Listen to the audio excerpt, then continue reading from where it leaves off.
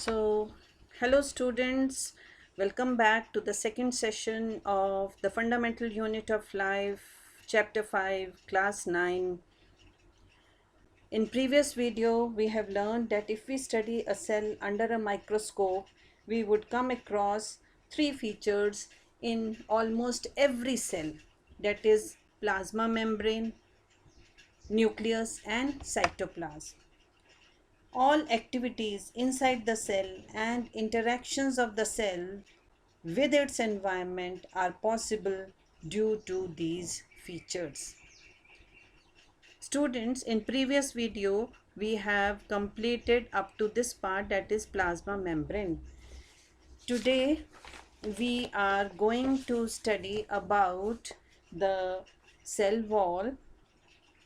It is an additional it is the additional rigid outermost covering of the plant cell. We will study in detail about it, and then we'll study about the nucleus. So let's get started.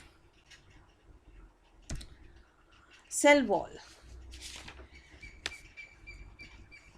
Cell wall is the rigid, semi-elastic, semi-transparent and protective covering outside the plasma membrane in plant cells, fungi and prokaryotes. Means it is absent in the cell wall. Like we studied in case of plasma membrane, that it is made up of lipid and protein. Cell wall is made up of cellulose. Sometimes extra deposition of lignin, suberin and cutin may be present during secondary thickening. Cell wall possesses small pores. It is shown in the figure. Small pores through which adjacent cells remain connected, and these pores are known as plasmodesmata. Now, what are the functions of the cell wall? Cell wall provides shape to the cell. It provides mechanical strength to the plants. It protects the plant against pathogens and mechanical injury. Growth of cell wall determines the growth of the cell. Cell wall prevents bursting of cells on endoosmosis. Ability to withstand a lot of variation in nature comes through the presence of cell wall in the plant cells. Now, what are the differences between the cell wall and the plasma membrane? Cell wall, it occurs in the plant cell, whereas plasma membrane occurs in both plant and animal cell.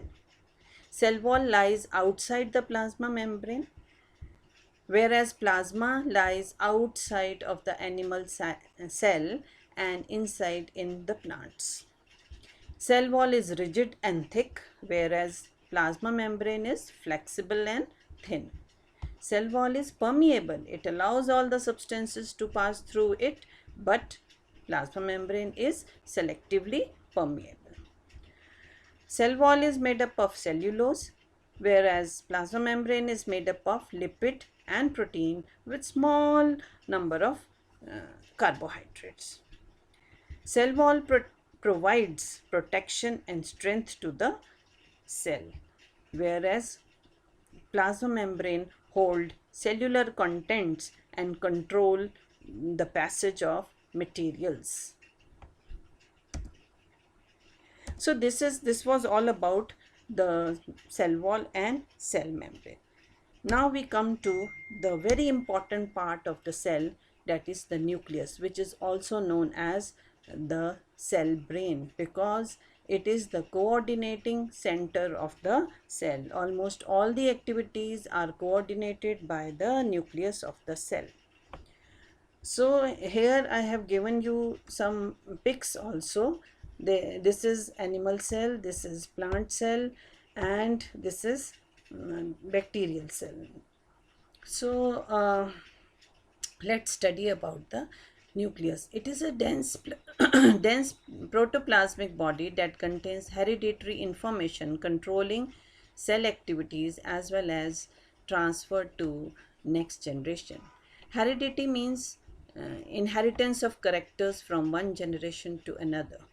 Okay, so this inheritance of characters is also in control of the nucleus. Now, what is the location of the nucleus? See, in the plant cell it is near the periphery, whereas in the animal cell it is in the center. Okay, but in prokaryotes, or in like bacteria and cyanobacteria, there is no proper nucleus. Only a single chromosome is found floating in the cytoplasm. It is known as nucleoid. It means it is not a proper nucleus. Cells like RBC, red blood cells, sieve elements lack nucleus. And cells without nucleus cannot survive for longer time. Sometimes one nucleus is present in the cell, sometimes means most of the time only one nucleus is present in the cell, but some cells have more than one nucleus. They are known as multinucleated, and with one nucleus the cell is called uninucleated. This is actually the diagram of the cell. Please look into the diagram very carefully. This nucleus has a nuclear envelope. Envelope means nuclear envelope. This is nuclear envelope, and you can see that it is a double membrane. It is a double membrane. See, it is a double membrane which separates the nucleus from the cytoplasm, and it also contains pores. You see, it is not continuous. The double membrane is not continuous. It has pores. These are known as nuclear pores.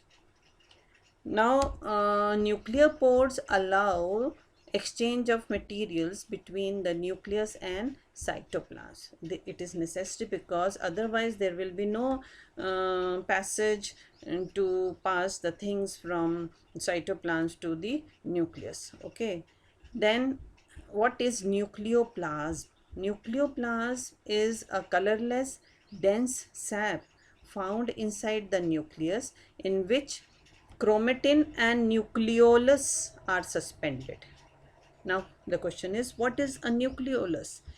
See, nucleolus is a round structure, dense structure. It is inside the nucleus and it is rich in RNA, ribonucleic acid, and protein, and it is the site of ribosome formation. We will be studying in detail one by one all the cell organelles in the next video, so don't worry about the ribosome. I will tell you in detail. Okay, so, and last is the chromatin material. See, in the diagram you can see the this is a thread like structure present in the nucleus, and this thread like structure they are known as chromatin. This is known as chromatin, and it is made up of DNA. DNA is, the full form of DNA is deoxyribonucleic acid and protein. And when the cell divides, these chromatin material becomes condensed, and then they are known as chromosomes. Chromosomes are the thread-like structures which are formed by the condensation of chromatin during cell division, are called chromosomes. They are actually the hereditary vehicles. जब cell division शुरू होती है तो जो एक thread like गुच्छा जो nucleus के अंदर होता है वो क्रोमेटिन मटेरियल होता है, वो छोटा और मोटा हो जाते हैं, मीन्स कंडेंस फॉर्म में आ जाता है, तब हम उसे क्रोमोसोम्स बोलते हैं. And these chromosomes are actually the hereditary vehicles, means they pass characters from one generation to another. What This is very important. What is the composition of DNA? What is the composition of chromosome? I am extremely sorry, this was a slip of tongue. What is the composition of chromosome? Chromosomes are made up of DNA and proteins. Okay, now what is the structure of chromosome? See, I have shown in the figure, this is nucleus. Inside the nucleus, chromatin material. Chromatin material, when seen under a powerful microscope or during the cell division, they become condensed. Then they are known as chromosome. Chromosomes are made up of DNA and protein. Now, what is the structure of this chromosome? It is shown in this figure. It has two arms, and these arms are known as chromatids, and they are connected in the center with a center called centromere. On either side of the centromere, chromatids are called its arms. Okay, so this is the structure of chromosome. Now the question is, how many number of chromosomes are present in the organisms? Chromosome number is fixed for each species. Okay, for example, in human beings there are 46 chromosomes. In most of the organism they occur in homologous pair, means they occur in pair, and homologous means similar. In each pair, one chromosome belongs to the father parent and other chromosome belongs to the mother parent. Means it comes from the father, one chromosome comes from the father and one chromosome comes from the mother. And presence of two sets of chromosome is called diploid condition. It is represented by 2n. For example, in human beings, 46, if we say 46, it is a diploid condition. At the time of reproduction, when gametes are formed, chromosome number reduced to half. Then they become a single set of chromosome, means 46 का आधा हो जाता है. Then this condition is known as haploid condition. What is the role of nucleus in the cell? Nucleus, I have told you that it is the controlling center of the cell, and also it is a storage of genetic information of the cell. Yes, ribosomes are formed by the nucleolus part of the cell, and nucleus brings about cell differentiation. Cell differentiation means by which a cell attains a specific structure and function. And division of nucleus is very much essential for the cell division. We will study in the later videos that about the cell division also. And reshuffling of chromosomes and changes in genes produce variation. Genes are present on the chromosomes, and reshuffling causes variation. In common language they are known as gradual changes. Okay, now I have told you that nucleus is in some organism nucleus is not proper, means it is not bounded by a nuclear membrane. It does not contain any kind of cell organelle. So the organisms in which there is no proper or organized nucleus, they are known as prokaryotes. And this type of cell is known as prokaryotic cells. Whereas the organisms where the organized nucleus is present, in which cells there is organized nucleus is present with nuclear envelope, with proper nucleolus, and with proper chromosomes, means several number of chromosome, that those organisms are known as eukaryotes, and the cell is called eukaryotic. So these are the examples of the cell. I have also written examples here, bacteria and cyanobacteria. Here both plant and animal cell will be are the examples. The size of prokaryotes is very small, whereas the size of eukaryotic cells is large. It is 5 micrometer to 100 micrometer, and you must know that 1 micrometer is equal to 10 raised to power minus 6. So this is all for today's session. I have kept this video short.